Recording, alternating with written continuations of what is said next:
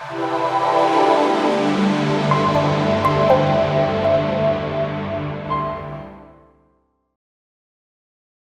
to introduce Dr. David Koslicki, whose work consistently pushes the boundaries of what's possible in computational biology and metagenomics. David is someone I admire not only for his brilliance, but also for his willingness to engage and collaborate across disciplines with energy and creativity. David is an associate professor of computer science and engineering, biology, and at the Hutz Institutes of the Life Sciences at Penn State, where he's been since August 2019. Prior to this, he was at Oregon State University as an assistant professor for 6 years, honing his expertise in mathematical and computational approaches to biological questions.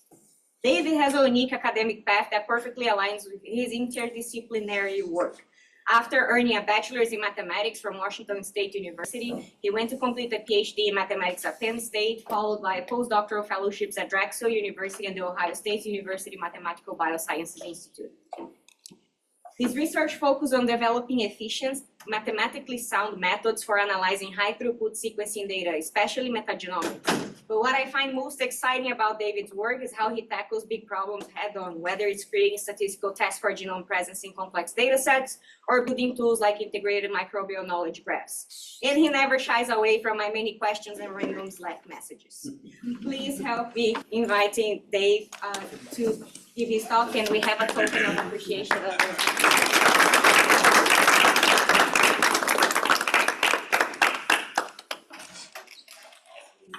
Thank you, Erica. This is especially special. I thought it's like, I'm part of the Microbiome Center. You know, I get one too. This is cool. Sweet. Awesome. Okay. Feel free to ask questions as we go along. So we have a 2-year-old and a 4-year-old, and the terrible twos are very true. So I'm operating on this much sleep. So the questions will probably come up. But in any case, just as Erica mentioned, 2 things I'm going to be talking about here with metagenomics computational tools, as well as a knowledge graph. Stuffing a lot into this talk, so it's going to be a little bit higher level. I'm going to provide a lot of links to details and stuff like that. Feel free to ask, and I'm happy to share the slides. So let's go ahead and start out with the motivation. So first off, I'm very interested in computational techniques. These computational techniques, we start from, or I'm interested in starting from your raw metagenomic reads. And from there, there's a lot of things that you might want to do with them. So for example, you might do taxonomic profiling. Can you give me the presence and relative abundance of different taxa that are in your sample? Or maybe you want to assemble this into mags and get a bunch of these contigs and then bin them together or bin them into different taxa bins. Or maybe you're just worried about comparing 2 metagenomes without worrying about taxonomy, or maybe function is your thing. All these sort of basic approaches, taxonomic and functional profiling, assembly, comparison, those are things that sort of excite me as a methods developer. So I'm going to focus mainly on 2 of these for this talk, the taxonomic profiling and a little bit on the functional profiling. So you might be like, well, we have tools at work. Why should I as a practitioner, or you as a practitioner, be concerned about these sort of computational techniques? Well, you may or may not have heard of the critical assessment of metagenome interpretation. Actually, quick question, show of hands, who's sort of CAMI before? Oh, sweet, barely anybody. So, that could be good or bad. And because it's very important, good, because otherwise these slides would be redundant. So what is this? It's basically an international consortium that had a series of 2 competitions to benchmark metagenomics methods. So the first one started back in 2014, went for a few years to about 2017-ish, and the most recent one started in 2017 and ended in about 2022. So this is an ongoing effort. It's part of the ISMB microbiome COSI, if you're familiar with what that is. But it really is an international kind of competition. So as of 2020, there's about 350 registrants who competed in this to bring their computational tools to bear and benchmark them and see how well they stack up. So because of this, CAMI uses unpublished and public genomes to simulate very realistic microbial communities, or as realistic as we can get it, for multiple samples, multiple environments, and multiple technologies. And then they benchmark a number of the aforementioned techniques that I talked about: profiling, assembly, binning, etc. Importantly, the ground truth is hidden. So you can't just pull a machine learning method off and bias it to that one particular data set because you know the ground truth kind of thing. We hide the ground truth until after all the results are in and the comparisons are made. And then at the end we reveal, here's how well your tool did. So it's trying to be unbiased. When you say ground truth, what do you mean? So it's simulated data. Right. And so we know what the best possible assembly could be or the best possible taxonomic profile. Yep, good question. And the conclusion is performance varies wildly. So as an example, here it is for taxonomic profiling. On the x-axis here, I have precision or purity, and on the y-axis here, completeness or recall. And then here are a bunch of different tools. If your tool is absolutely perfect, it'd be way up here in this corner, perfect precision or recall, and you can see it's like scatter plot kind of thing. So all these different tools perform very differently. Some of them can be very precise, some of them can be very sensitive, some of them are kind of a balance of the two, some perform a lot better, etc. And if you go and look at the CAMI papers, you can see that this changes. Like if you go from a marine environment to a rhizome kind of sample, all the tool performance just mixes up. And some of the very popular tools, like Kraken here, which I'm sure a lot of you have used, it sort of reveals these things that are kind of folklore, which is, oh, Kraken could have its purity right here, so that is its precision, quite low, higher recall. And so usually people like filter out the bottom whatever percentage of their predictions because that's probably just the tool messing up on noise. And so if you filter the bottom 1% right here, yes, indeed, it raises your precision. Not a whole lot past the class order though. So it really gives a nice insight into different tools performing in different ways. And so this is one of the reasons why I like working in this area, because there is still room for improvement. So let's step back a minute and talk about what the basic, simplest problem I could think of is. And that is, given your raw metagenomic reads and some reference database, microbial genomes, like let's use a particular version of the Genome Taxonomy Database, or GTDB, which has about 1.2 million genomes in it. And I want a very simple task. Is this genome in my sample? So I want presence absence of the reference genomes in a sample. So then I go one by one and say, is it in, is it out, is it in, is it out, etc. So I get just a vector here saying yes, it's in, or no, it's not. It's pretty easy to see if I had this vector, you could recover relative abundances, because then you know exactly what's in your sample. You just map your reads there and do a recount or k-mer counts or whatever you want to do. But in any case, this is sort of like the bedrock kind of problem.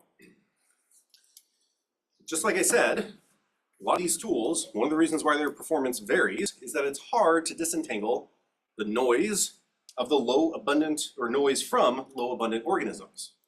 So we have these kinds of distributions that we see all the time, and down here in that tail there, that sort of like rare microbiome part. Well, is it actually noise due to an artifact of my tool that I'm using to do the prediction, or is it actually there?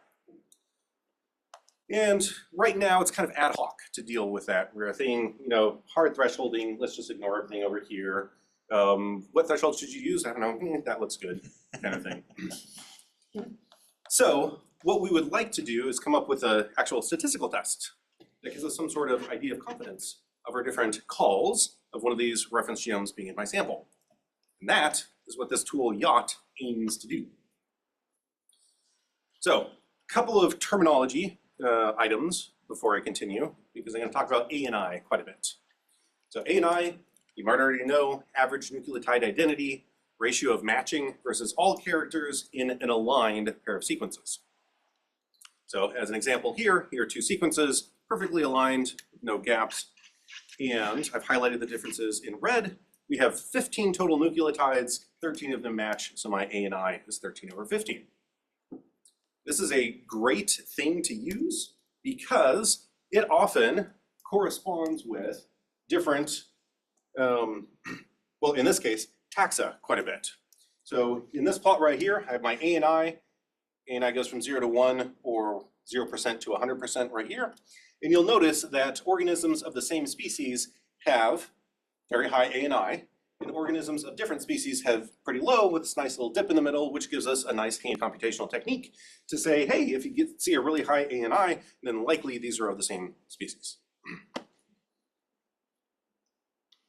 However, that original problem that I talked about just a minute ago, presence, absence in your metagenome, the real answer is nothing is present that's in the reference database in your sample because nothing is going to exactly match.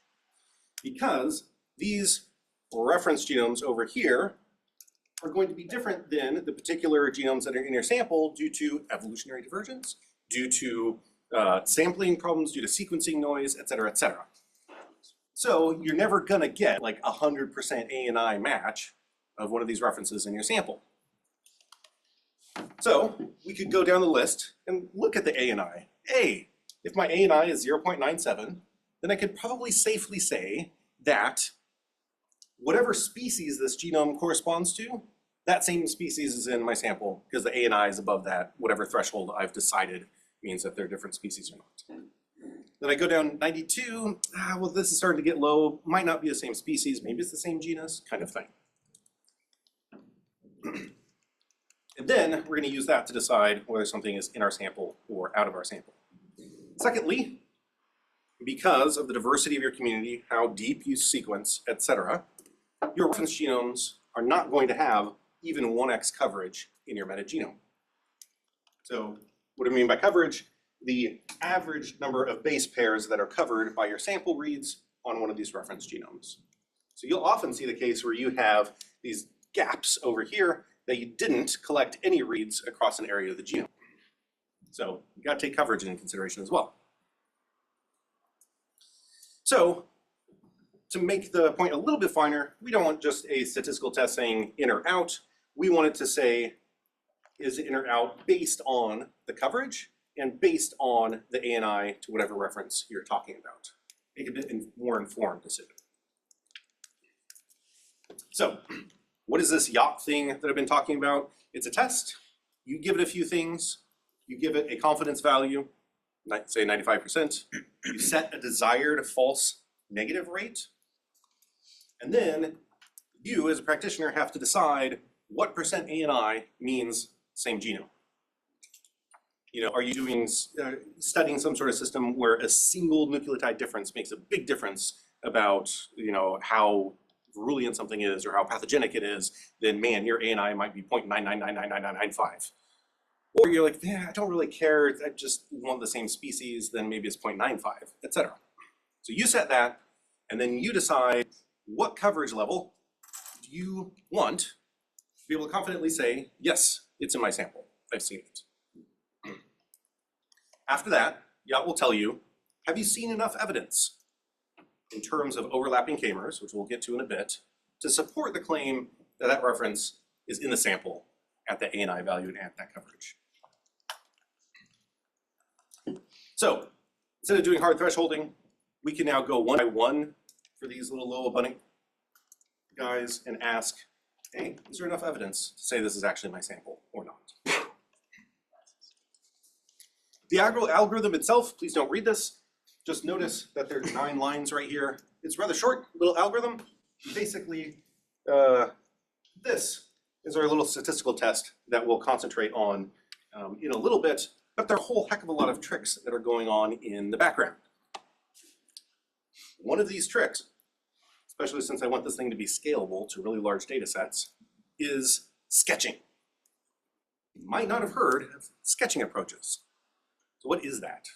Well, like the name suggests, it's a data compression technique that preserves similarity.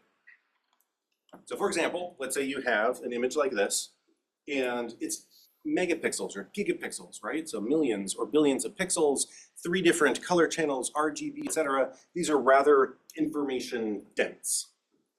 However, if you make a quick sketch of the skyline, you can still recognize in both pictures, this is New York, this is New York. So that's the essence behind sketching. We're going to compress our data, but still preserve whatever feature is relevant to us. So in our case, basically we're going to take our reads as well as our genomes and perform a certain kind of sketch called a Frackman hash sketch. We'll talk about a bit more in a second. And then this sketch, what it is just a small collection of k-mers. And then you do that with another sample, or another read set. And then this measurements that you do about similarities of sketches is a proxy, and actually like a rigorous proxy, you can write down a formula about how well, to the similarity between the underlying read sets or underlying genomes. You know, one of these k-mer things that I was talking about is just a substring of fixed length. So if you have any sort of sequence, you take a sliding window of length k, and these things down here, those are my k-mers. So I'm extracting certain kinds of k-mers, and that's going to be my sketch. Yeah, I think I have. Can you go back to the previous slide? So with ANI, like even further. So with ANI, I guess I know that you have some kind of arbitrary threshold to determine whether or not they're different between taxa, right? And is that different between genuses or different between family? Like, is there any rolling? Absolutely fantastic question. So the different cutoffs that you might see, like, where was that? This guy right here. Really nice big dip over here, species level. Well, what if you look at a different clade? You know, does this blue thing come over here? A bit, but especially if you look at AAI, average amino acid identity, then not really. Then it's a much cleaner kind of. So do you just choose one ANI for everything, or do you have some kind of shifting threshold depending on prior information? So currently we just have one ANI for everything. Yep. And then I guess the other question is, like, are you sampling with replacement from the reads to calculate the ANI? Great question. And so let's talk about how does this Frackman hash actually work? How are we doing the sampling? Yep. So intuition here for how the Frackman hash sample works, or sketch works, is you got your read set or your genome, you convert that into a bunch of k-mers. We don't actually convert it to all the k-mers, but intuitively this is what's happening. We get all those k-mers, every little dot here represents a k-mer, and then we take a random sample of this. We take some S fraction of these k-mers here, indicated in red, select those k-mers out, that list of k-mers becomes my sketch. So I'm sampling from a set of k-mers, so I'm not taking counts into consideration, I'm not sampling with replacement. Do that with my other sample here, randomly sample, get my sketch, and then the overlap, as in the matching between the k-mers, is going to be what I use for all my similarity calculations. So I might be asking, if you do a random sample here and a random sample there, and I got trillions of k-mers in here and here, the likelihood that any of these k-mers are going to be matching is like essentially zero, right? If you take random samples of this. Well, that's because we use a very special kind of trick to do this random sampling. So after you set the sort of compression level, this S value between 0 and 1, then you use what's called a hash function. What does this do? Simply takes a k-mer and assigns it some fixed arbitrary number. So you can list out your k-mers, put all the different numbers in there, and then that mapping between k-mers and numbers is going to be fixed for everything that you do. So then our Frackman hash sketch, which, by the way, this idea came independently by a bunch of different people, and we all got on Twitter when it was still called Twitter, and hashed out what we were going to name this thing, because everybody had a different name for it, and we settled on this Frackman hash sketch. Frac, because we're selecting a fraction. Okay, this formula you don't have to really understand, besides saying it takes your set of k-mers, and it selects those hash values that is below some fraction of whatever maximal number you picked here. So I'm a very pictorial person, so let's try to understand what this is. I got my set of k-mers. I'm assigning random numbers to them. So some value between 0 and a maximum value is 100, so our h is 100 in this case. And I set my S value here to 20%. I take every single one of my k-mers, and I say, what was its value? Take this k-mer, what was its value?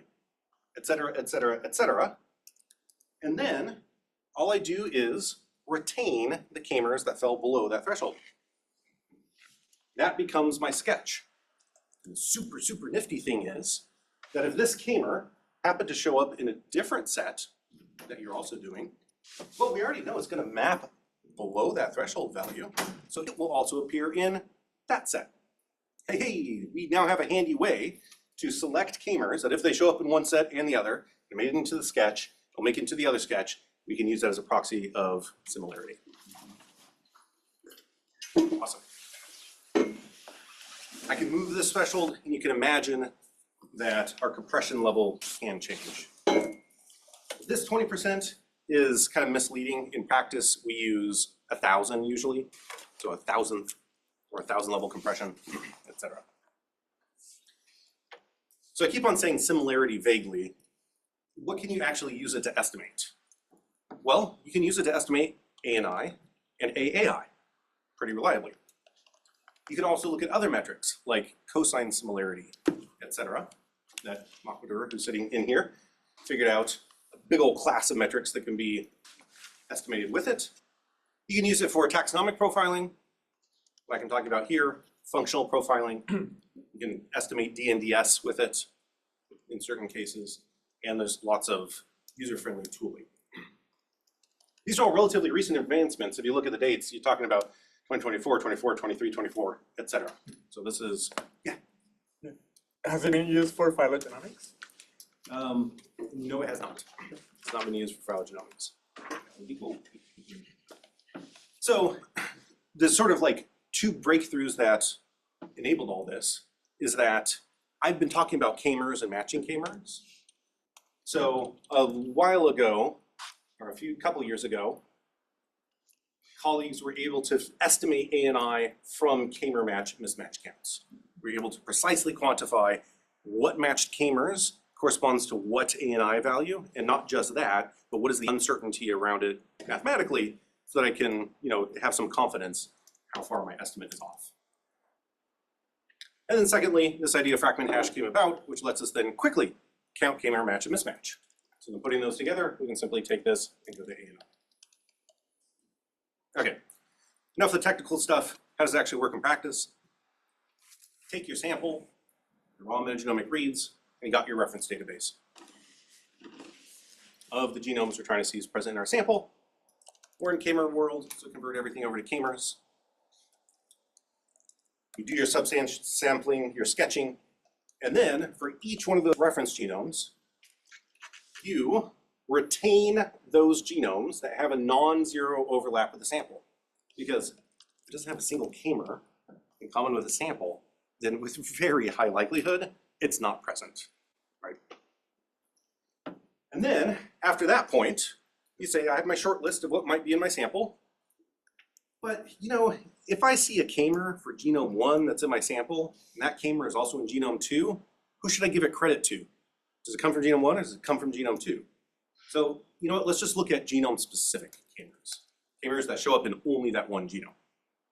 So look at those genome-specific k-mers, and then I just say, well, calculate, is there enough of these k-mers to support the claim that it's in the sample? And that's where that little statistical test comes in. So how do you account for, or I guess how does this perform on like not quality data, or have you thought about kind of mutations that could occur? Yeah, exactly. It's essentially impossible without alternate techniques to disentangle between sequencing error and ANI. You have to use denoising techniques and things like this to try to tamp that down. That would just expand your uncertainty, your uncertainty quantity. Yeah. Yeah, exactly. So I'm going to go through this quickly, but the hypothesis test is a weird null hypothesis. You would think the null hypothesis is it's not my sample, but the hypothesis test here is it's in my sample. There's actually really interesting statistical reasons why we need that to be our null hypothesis. So we got our genome, we look at its k-mers. Null hypothesis is that in my sample, all of these k-mers are present. But remember that these genomes here are diverged from my sample, so I'm going to have these little mutations in here. And these mutations are going to affect a bunch of k-mers. And notice that these red ones are not in my sample because my k-mer size is large enough that once I introduce a mutation, it's a big k-mer that I haven't seen before. I subsample this, I sketch it, and then I make an observation of, oh, cool. Basically, with each one of my k-mers, I'm just saying, oh, is this k-mer in my sample? This k-mer is not in my sample. In my sample, not in my sample. A series of yes-no questions. Oh, I remember that back from Stat 1 or 501 or whatever like that. That's just a binomial distribution. Counting the number of k-mers that are in or out. So if it's a binomial distribution, my job is basically done. I just pull an off-the-shelf Neyman-Pearson statistical kind of test, and then I can quantify what are the fewest k-mers that I would see if that mutated genome was present. And then I say, okay, cool, what do I actually see in my data? If it's bigger than that, yep, I can accept my null hypothesis. It's in my sample. It's not that big enough. Genome's not in the sample. That here is just simply, you can ignore all that. Did I see enough k-mers to say the genome is present in the sample with a certain certainty associated with it? Of course, there are different knobs you can twiddle that k-mer size. We usually talk about k-mers of like 21, 31, 41 big old k-mers. That ANI threshold, the significance, that's your, make sure your true negatives are actually true negatives, what the likelihood of that is, and that min coverage value, which I talked about in the beginning. The ANI threshold and the min coverage are like the two important knobs that you can twiddle, as we will see in the benchmarking. So let's go back to Cami, pull some of its benchmark data, and see how well this YACHT tool compares to other ones. So here, rhizosphere sample, as I said, is a particular challenging data set, so existing tools down over here. In the grayscale that I've connected with this line, just to aid your eye, is this YACHT tool run with different minimum coverage values. You can see that the minimum coverage value pretty much moves you between precision and recall. If you set that minimum coverage, you know what, I need to see 100% of my genome, essentially, in my sample to say that it's present. Well, of course, your precision is going to be super high. And if you're like, yeah, you know what, I only need to see 1% of it, well then, yeah, your precision is going to drop and your recall is going to go up. So you got this nice knob that you can twiddle, and we find that in a lot of different situations, 0.1 or 0.01 works quite nicely as sort of a balance between the two. Another data set designed to look like a marine sample over here. Again, we get that trade-off. Some tools turn out to have higher recall. In different settings, we have the highest precision. So it's a knob you can turn back and forth. But thank goodness that the tool is performing over here and not sort of scattered around there. Otherwise, I wouldn't be here talking to you. And again, on a string madness data set. So, fantastic. Since I'm in a computer science department, I then have to make sure that this tool is user-friendly for actual practitioners. And because of that, my lab has spent a lot of effort in trying to have a lot of nice-to-haves in it. So it should be easy to install. It's just a conda install YACHT. There you go, you got it. You can easily make your own custom databases. YACHT train, and it handles that training. And we provide pre-trained databases. So one's based off of GTDB or GenBank. And recently, like about a month ago, we engaged in a crazy idea of let's union up all of GTDB, all of GenBank, all of BVBRC, etc. Collect up about 2.7 million references here. And then, in our reference, if we set our ANI threshold to say, you know what, what's basically an equivalent organism at 99.5%, why would we retain two genomes that are above that ANI threshold? Because we're kind of saying they're identical. We only need to keep one of them. So what we would have to do is compact this database to basically make sure that all pairwise genomes are at least that far away from each other. That meant we needed to do 7.2 trillion pairwise ANI comparisons. And one thing that I don't want to go like unnoticed is that the whole reason why we're doing the sketching approach is that so things are scalable. So we can compute these large things quickly. That took about 40 hours on a 128 core server to do all these ANI comparisons. Interestingly, this is kind of doing what GTDB did ESC, but by using ANI solely. Okay, those are pre-chain databases. As you all know, if you have hands-on with the bioinformatics, format conversions, it's like a big old bear. Like, oh great, you know, I want to use metaflame instead of Kraken, and the outputs are different, so to even see what the differences are, you're gonna have to do a conversion script between the two of those. We've tried to build a few of the popular ones into YACHT, so it outputs in the CAMI format, in biome format, and also in a format for use in visualization techniques like Graphland. I also mentioned something about functional profiling. Can I ask a question about Yes. your databases? I am very cynical and skeptical. Like, did you find stuff that was called A in one database and B on another? Oh, absolutely. So how did you deal with that? Because Yeah, so we skirted around the problem in the following way. We don't care if names match or mismatch or anything like that. I care about what the ANI is. but then which name did you pick? We kept the provenance of the different ones, and so that's the practitioner to figure out. All I know is that this one calls it this strain, that one calls it that strain, but they're 99 point whatever. Yeah, exactly. Yeah, so we do have some work on quantifying the kinds of different errors that you have in these reference databases and attempting to resolve that. It's just super messy, super messy. Yeah. Other questions, comments before I transition? Yeah. Yeah, I was wondering if the size of the genome would matter, because at first, like, the ANI was used in combination with AF, like the fraction that was covered to call taxonomy. Right. And in that case, like with this graph, you kind of blow it away. So I wonder if that still matters, or if you could call like two things that have different genome size the same thing with this. Yeah, great question. So a couple of things. Genome size definitely affects performance because, you know, we're asking, have you seen enough k-mers? If your genome is smaller, you're going to have fewer k-mers. And so what that essentially does is it sort of increases the error bars around each one of your predictions. So you'll notice that with the genomes with few exclusive k-mers, in the output there is the confidence associated with that. You'll see the confidence is pretty low, that kind of thing. And then yes, you can have situations where, for example, if you have a genome and you have something else that's a perfect subset of that, which is smaller, you might say that these two are identical because all the k-mers match. But the thing is, well, it's like all these k-mers are contained in there, but not the other way around. So if you use something called a max containment, where you do that comparison both this way and that way, you'll notice that if those two mismatch, you can say, ooh, something might be off over here. So those are decisions to be made, but yes, those situations do arise. How is it impacted by read length, given that it's all based on k-mers? Yeah, by read length,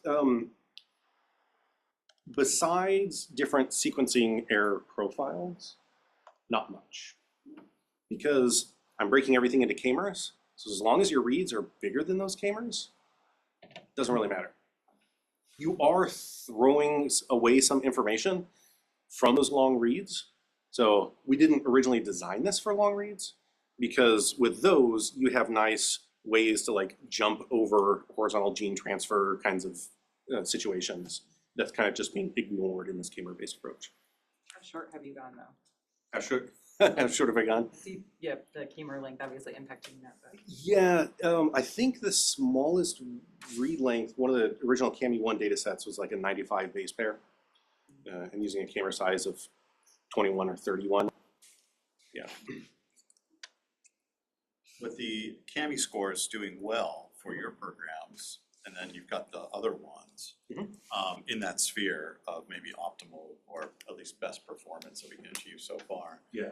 What is the argument that you present that YACHT stands out from the rest to, you know, maybe drive usership to it? Is it a speed performance thing at that point, or? Yeah, great question. Yeah, so in general, sort of summarizing all the CAMI2 things, the best tools, if you will, are Motus2 and metaflam. Metaflam anything version 2 or earlier kind of thing. Those are both marker gene approaches, so they also have scalability. They have scalability. They will give you one thing that will tell you what's in your sample. Since I'm using fragment hash sketches, I can tell you what's in the sample, what was the ANI to it. I can use that to calculate DNDS kinds of things. I can quickly calculate like cosine similarity between the different environments, things like that. So you could do more things. Yep. The other thing is it's really easy to put in a custom training database. Has anybody tried to put a custom metaflan training database? It's like a 6-month endeavor.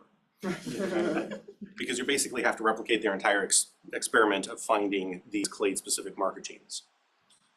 So easier to train. But if all you're worried about is, taxonomic profiling, you can't go wrong pulling Motus2, Metaflan, or YACHT. Yep.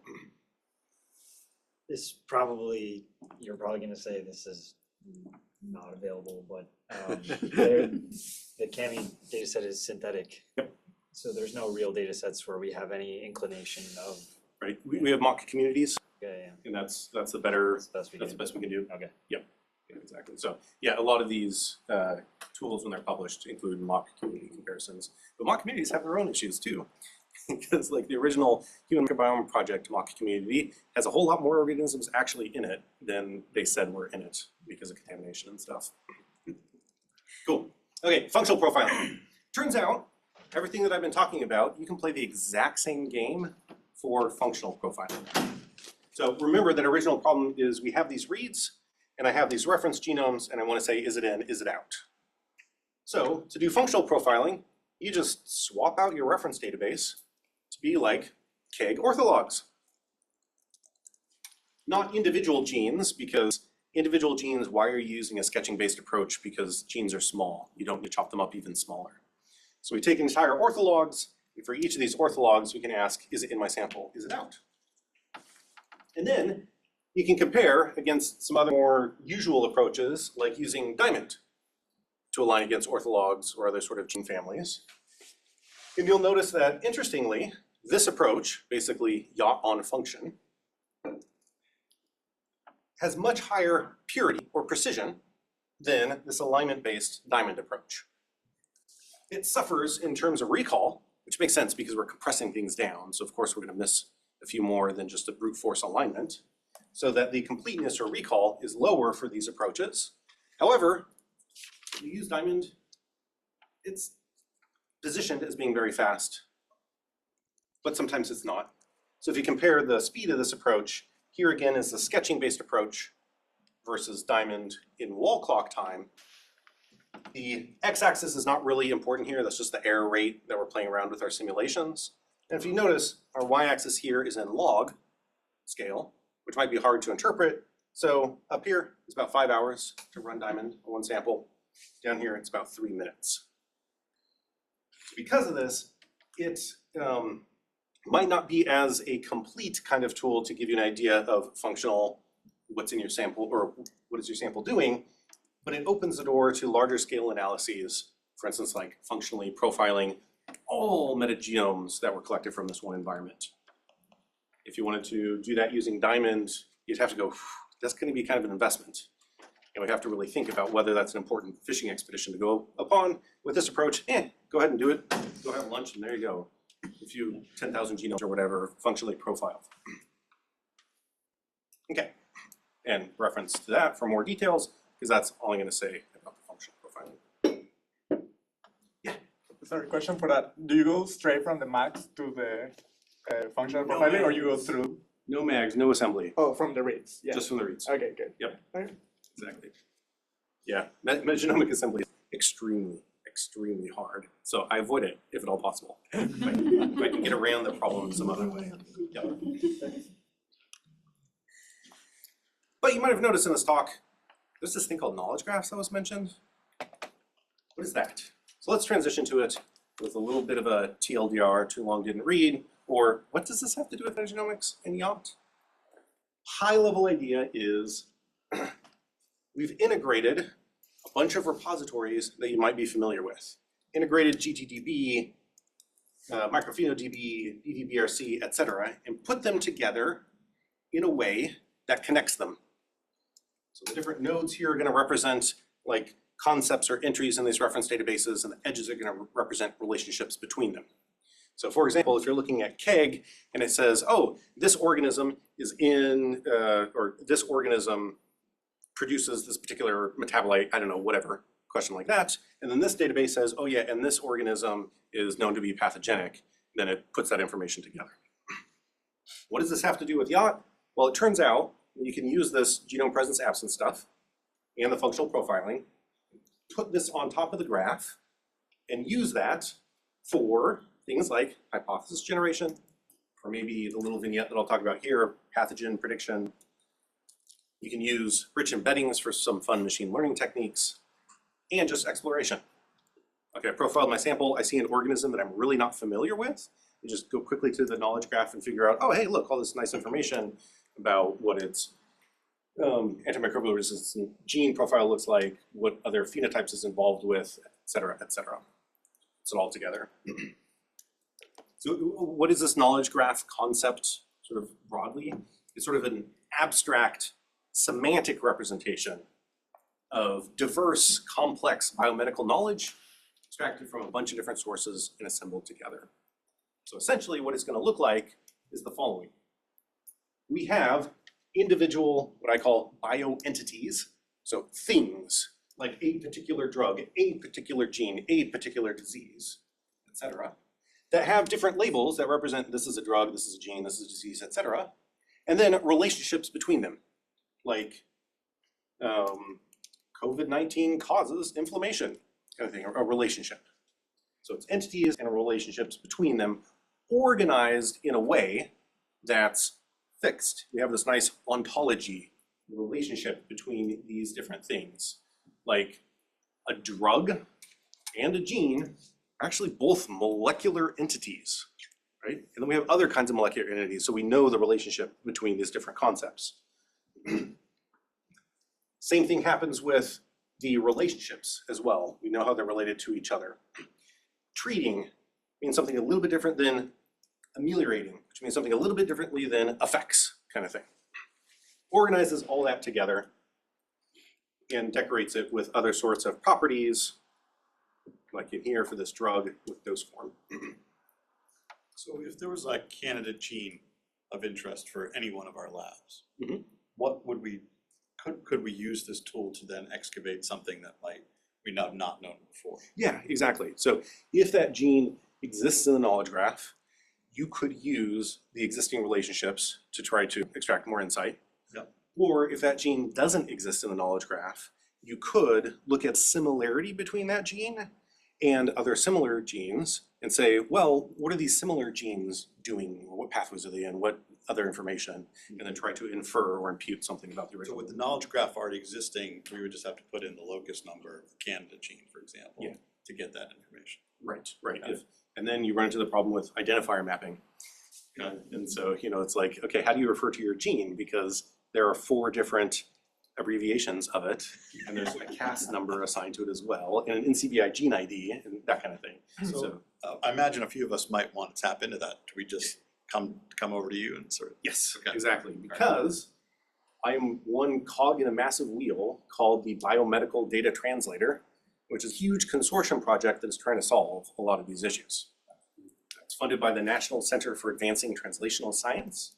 And it's this big old project that tries to take all these different knowledge sources, we refer to them as, things like your taxonomy, or Go, or KEGG, or Mondo, and these other things that you might not have heard of, and then integrate them into a knowledge graph with these sort of identifier resolution kinds of things, and then to try to reason over that to answer different questions. The original idea is precision medicine, but since I like metagenomics, I made sure that we always have metagenomic relevant stuff stuck in here too. It's big. There's over 250 different participants. You should see our Slack channel. 27 different institutions, and it's been happening since about 2016 up to the present. So that whole effort is where this weirdly abbreviated RTX KG2 came from, which is basically the big old knowledge graph that this consortium project made, reduced down to be metagenomic relevant. And that is sort of like the underlying graph that we then combine with the others. So you have taxa, diseases, phenotypes, drugs, pathways, etc., organized together. I have much respect for ontologists. I was originally going into this being like, I'm a scientist, why do we worry about ontology and philosophical problems? It's very important for this kind of thing. It's a relatively big, 56 million relationships, 1.2 million concepts inside of it. It's up and live. If you want to go to this link and poke around with it using an interface called Neo4j, a graph database. You can also download it if you want to. This is also a big advertisement of saying, I don't have my hands dirty with actual applied problems. And so the way that we've designed it might not be optimal. So like it might not use the particular nomenclature that you want for genes, and we can put it in kind of thing. So that's kind of, try it out and tell me what's wrong with it so we can fix it. Yeah. When you tap into this, does it give you some like level of confidence in the relationship between the nodes? Right. We have a whole working group on EPC, evidence, provenance, confidence. Exactly. So we have provenance information. Okay, here's this assertion, where'd it come from? Dates attached to it, so how recent is this information, etc. Confidence is a lot harder to do. And there are techniques. They're not built into just the underlying knowledge graph. Usually a confidence technique is laid over it. Like, what kind of confidence are you talking about? The actual assertion is true, or what's the body of evidence that supports the assertion, etc. So essentially you can actually use the knowledge graph to like understand the original sources of the connections between, like you have this. Yeah, like this came from KEG and that came from, yeah, that's pretty exactly. This kind of approach has been used already in like by some licensed software in biomedical research, correct? Like these knowledge graphs, like open source, publicly available. Yeah, but I know like in biomedical research there's some licensed software that do similar stuff, not with the microbiome data, right. but like yeah. Yeah, so exactly. How does that differ? I mean you mentioned already that it's open source, so yeah. Yeah, there are definitely closed source approaches. You Yeah. betcha that every pharmaceutical company has their own in-house knowledge graph with their own information. Yeah, this effort, since it's publicly funded, it's meant to be open. There you go. So you harmonize the taxonomy. You include all the functional information from KEG. You attach phenotypic and pathogenic information and AMR annotation. There's actually a lot of work that happened over here. We did AMR annotation on every single one of the underlying genomes for every single organism that's in here to be able to get the AMR connections, things like this. So, but there are other things that might be of interest to you that we can also put in there. So quick little vignette, because I'm running out of time, of one thing that we use it for. One thing that we demonstrate its possible utility, which is pathogen prediction. So most like computational pathogen prediction approaches are homology based. Does it look like a known pathogen? So marker genetic elements kind of approaches, machine learning based off of sequence motifs, etc. But if you actually look, and here are a bunch of pathogens that I've collected together, and a heat map of the average nucleotide identity. One is a darker color. You'll notice you have big old groups of homologous pathogens. Makes total sense, right? Especially these are the main players of human pathogens kind of thing. This can make discovering novel pathogens pretty difficult to do, right? Because what if it's something that looks very different? So what happens if we hold out homologous groups? i.e., let's throw away the sort of sequence level similarity matching. And you know what? Let's just try to use connections that we know about that are like functional connections. What sort of metabolites, what sort of glycans, what pathways are involved with the genes that are inside it, etc. Is that enough information to be able to predict if something is a pathogen or not? So that's what we try to do here. Take a graph neural network approach. We take the genome, along with its label of it being pathogen or not. We don't really use at all sequence homology information. The only place that we use it is to ask what organisms are it similar to. And then we throw a fancy graph neural network at it that sort of looks at the local neighborhood around that and says, well, what pathways, what genes, what diseases are nearby, what phenotypes do they have, et cetera. Integrates all that information into a neural network and then spits out a yes/no answer if it's pathogenic. And then you could use it for something like applying it where you take your reads, use something like YACHT for the functional and taxonomic profiling of it. You take that information, you throw it on this knowledge graph over here, and you say, neural network, you've figured out what sort of relationships or to what genes and what pathways and everything like that predicts pathogenicity. Please do it for this one. And tell me, is there a pathogen in there, yes or no? This is just a vignette.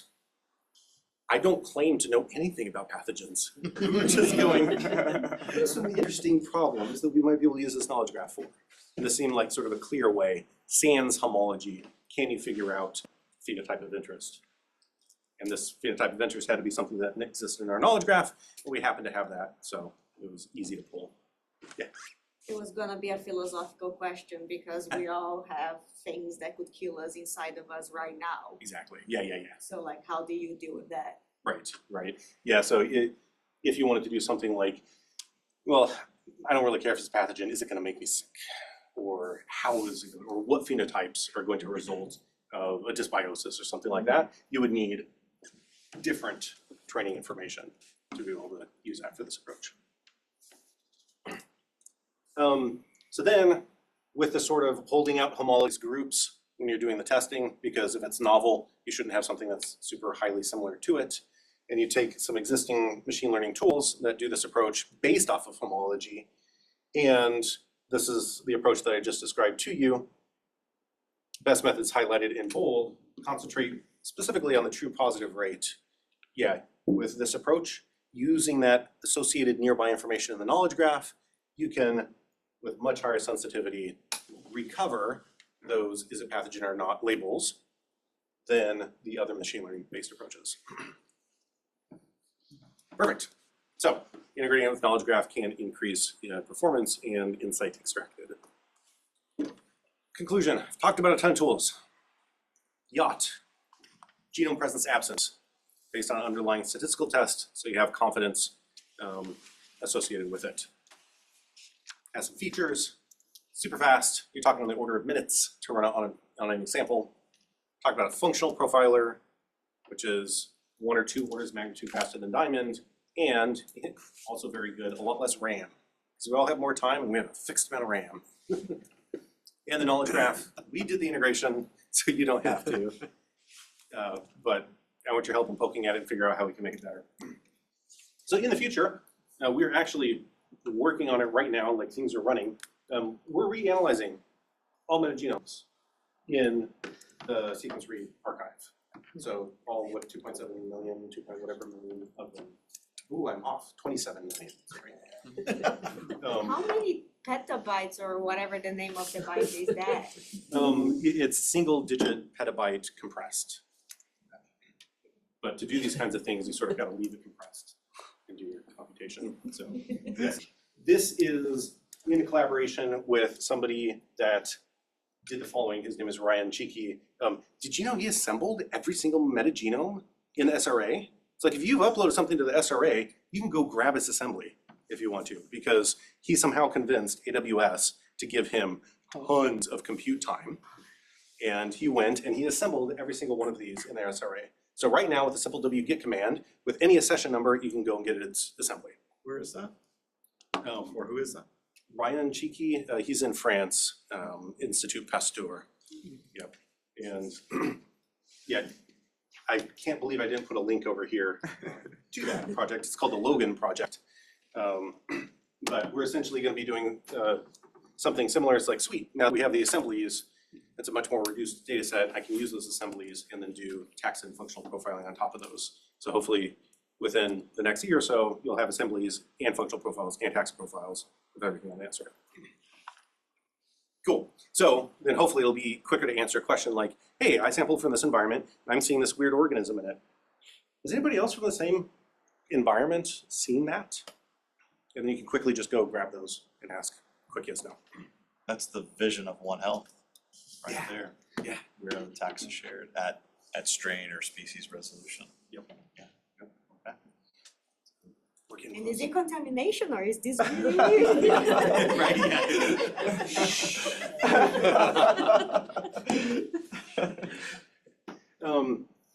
Thanks to collaborators in the mathematics department for working on YACHT with me, as well as Chen Yu in my lab. And I don't have a picture of everybody all together in the lab because somebody's always traveling. So here's a subset of individuals that have worked on the different projects. And thank you to funding agencies. Without them, I wouldn't be able to do anything. So I have hammers, you have nails. Let's find problems that match up. Thanks.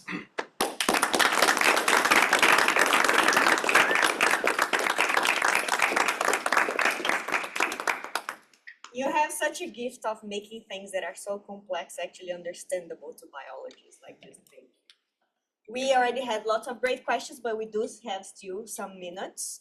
The first question came from a trainee, so it's fair game, anyone. Anyone has any questions? Yeah, trainee. So I just had a question about when you talked about the idea of you being able to use shorter k-mers to use YACHT. I was wondering if you minimize the amount of k-mers that you need to give to YACHT in order to see whether the organism is actually there or not. Will it actually result in reduction of accuracy, or will you maintain accuracy within that threshold, and then anything below that will drop your accuracy in YACHT? Fantastic question. So this was something that the mathematicians on this project were especially interested in, is how does performance get affected by k-mer size? And it's actually this kind of shape. So the error is minimized at a little sweet spot. And that sweet spot is because if your k-mers are too short, like think of it k equals 1, everything has an A, C, T, and G in it. So there are no exclusive k-mers. However, if your k-mers are massive, like the read length kind of thing, then most of those k-mers are going to have errors in them. And they're not going to be available to be exclusive k-mers to then try to find its presence. So it's this little bathtub curve. And in the theory, it's supposed to be around 2131.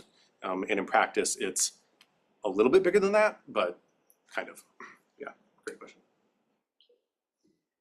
That was a great talk, and I was curious for YACHT, did you test the kind of genome presence absence statistics primarily on bacteria or a variety of different groups of organisms? For example, I'm interested in working with viral reads.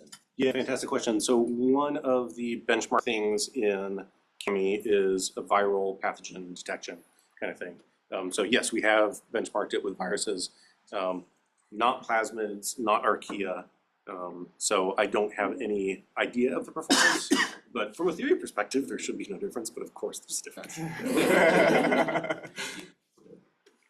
I look to Erica if I can answer more questions.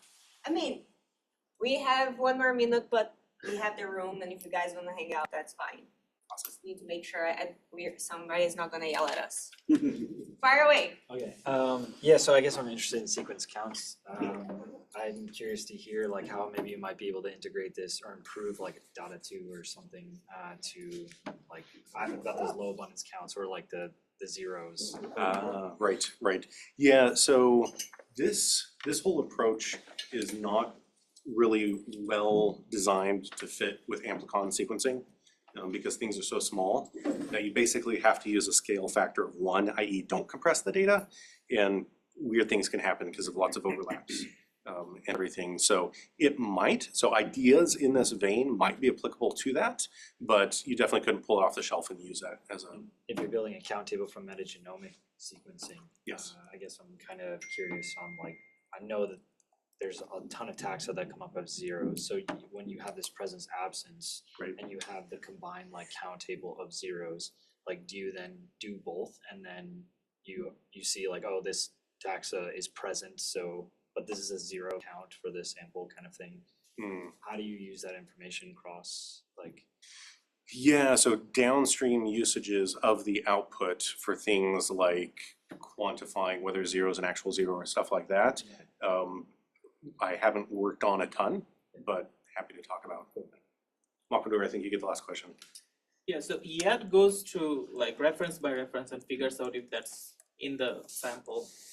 But there are other approaches that go through the reads in the sample, go read by read and figure out which reference it's closest to. So do you foresee like a combination of these two opposing ideas, maybe in the like later versions of YACHT or some different tool or Yeah. So in the methods developer community, it's kind of split between people who really believe, you know what, I can confidently assign taxa to an individual read.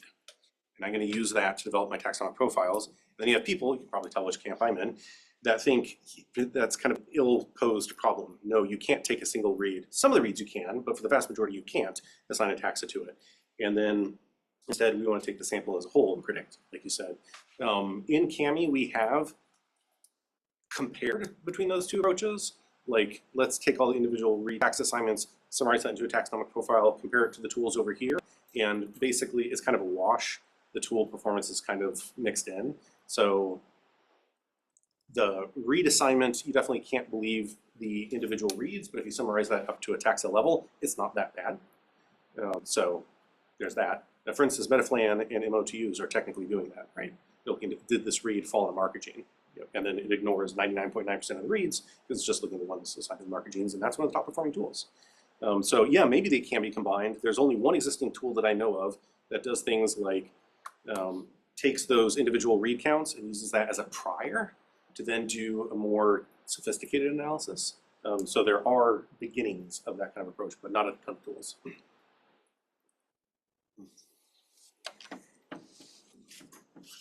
Well, let's thank David.